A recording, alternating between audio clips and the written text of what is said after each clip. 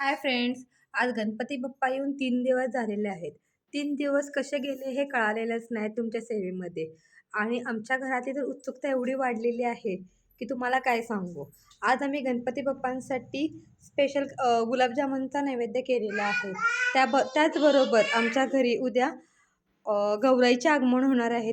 ही ही उद्याची गौराईची तयारी चालू आहे. तुमच्या घरी सुद्धा उद्या गौराईसाठी भाजी भाकरीचा नैवेद्य होणारच असेल. माझी छोटी मुलगी काव्या, तिने किती छान प्रकारे आरती पकडलेली आहे हे आता तुम्ही पुढे बघा.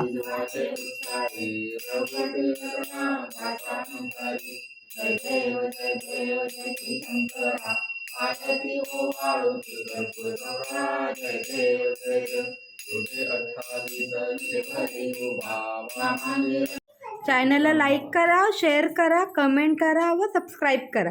Bye bye.